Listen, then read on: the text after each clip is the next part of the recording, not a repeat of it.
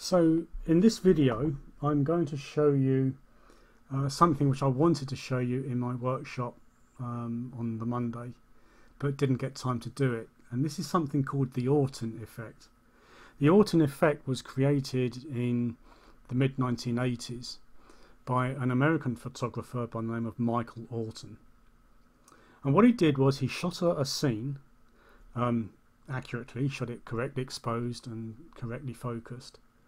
And then he shot a second photo, which was 2 stops overexposed, and it was also defocused as well. And then in the dark room, he combined those 2 images, and it created a glow on the photograph, which, you know, on some images can look quite good. So I'm going to show you how you can create that Orton effect inside Photoshop Elements. So the first thing we need to do is to duplicate this photo. This photo, by the way, was a waterfall taken by Colin Sharp and entered into a competition, which I thought looked quite nice, but it could do a little bit more. So with this, I'm just going to drag this photo up onto the new layer button to duplicate it. You can also just press Ctrl J. And what we're going to do here is we're going to add a Gaussian blur.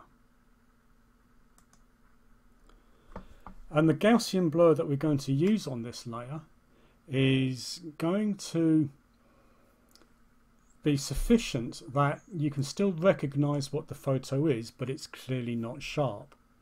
Now a good starting point for this is half for the number, so good starting point for the radius in pixels is half the megapixel count of your camera. So if your megapixel count of your camera is 30 megapixels, then choose 15 pixels. It's a good starting point for this. Now I don't know what camera was used for this photograph, so I'm just going to choose around 10 pixels. The next thing I want to do is I want to add a brightness and contrast adjustment layer. And so all we're going to do is push the brightness of this. I'm going to push it all the way up.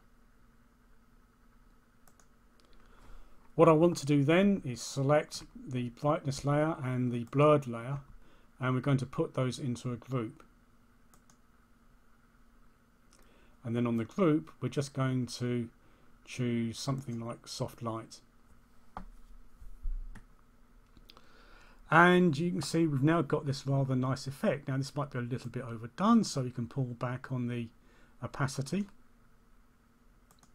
like that. We can also, I think we need to apply a mask to mask out the effect on the water. So let's just add a mask on the group, and then we'll choose a brush, and we'll choose, because we need to make this a black mask, so we're just going to invert it. You can do it with Ctrl I, or just go to image.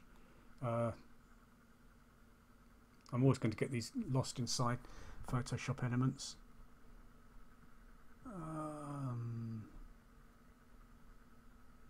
Okay, I can't find it, but it's Ctrl I as the short keyboard shortcut anyway.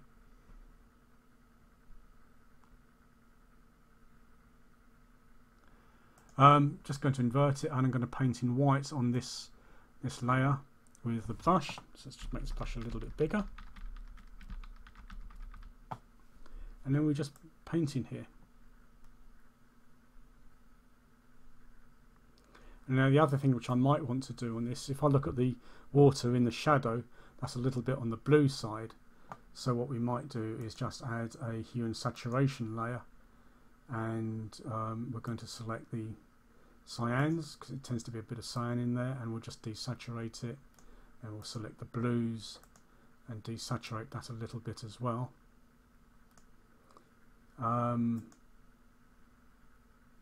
Actually, we should pull this above the group. Oh, yeah.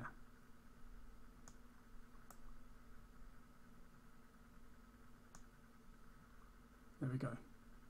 No. There we go. So now, if we switch the group and the hue saturation layer off, this is how it started, and this is how it's ending up.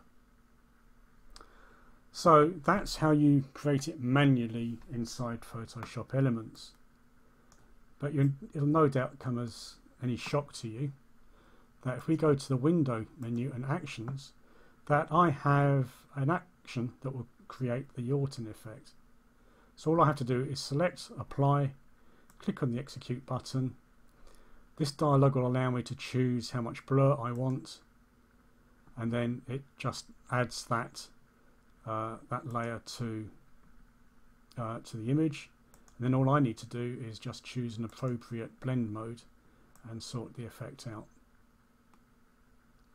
sort the opacity out. And that's how you do the Orton effect inside Photoshop Elements.